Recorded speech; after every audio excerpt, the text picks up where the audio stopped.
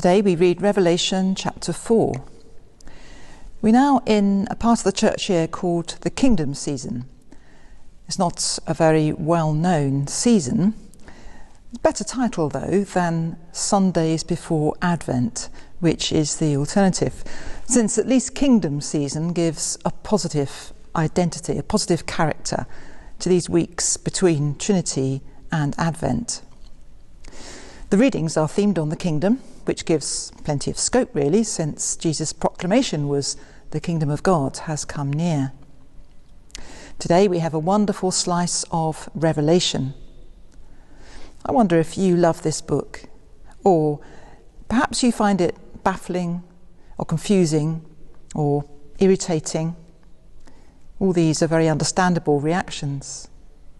Do you read a passage like this and think, it's just fantasy, or it's wishful thinking, or it's a lovely dream, or perhaps you think it's literally true?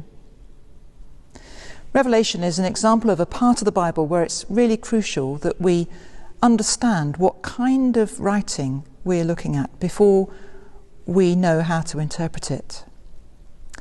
Fortunately, Revelation tells us these are visions, spiritual experiences. John says, "At once I was in the Spirit, and I saw the throne of God." The language he uses is rich, full of metaphor and symbolism, poetic, and we can enjoy reading the passage for its poetic beauty alone. Or you might try to visualize all the things he describes. That does get tricky though. It's not a consistently worked out picture. Words really fail him as he tries to express his visions, and so he falls over himself in the descriptions. On top of that, John is often speaking of things which could get him into trouble, and so he uses a sort of code which is only clear to conceal the meaning from those who are not in the know.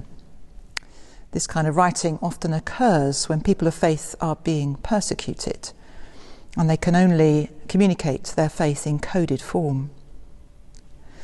The vision of this passage describes God's throne in heaven and the worship around the throne.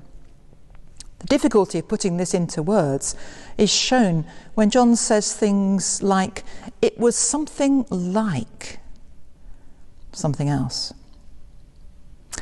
He can only find a faint comparison in our human experience to what he sees, not an equivalent.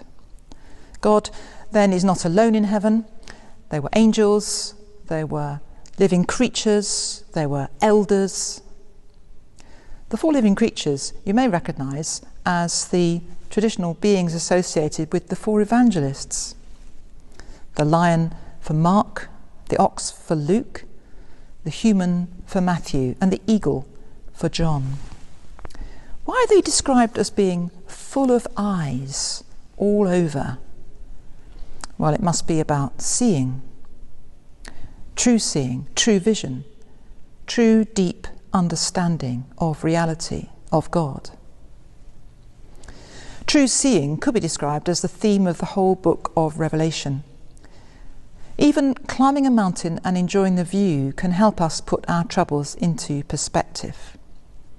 On a day of dark clouds, if you're in a plane taking off and rising through the clouds, it's a wonderful moment when you burst through the clouds to the bright light of the sun beyond, the sun that's always shining, although often we can't see it. John is granted a glimpse of a different perspective on the world, a heavenly perspective. He can rise above the wars and conflicts and persecutions of his time, of his own experience day to day, and he can see things from God's point of view. And there he sees that the reality behind it all is of peace and beauty, love and mercy, the triumph and the victory of good. It's very hard for us to see life in this way, as we are embroiled in the mess of human life on the planet. But then we don't have enough eyes, or we're not looking in the right way, or perhaps we're looking in the wrong direction. Sometimes we have to walk by faith, not by sight, and trust that the sun is up there and that God is on the throne.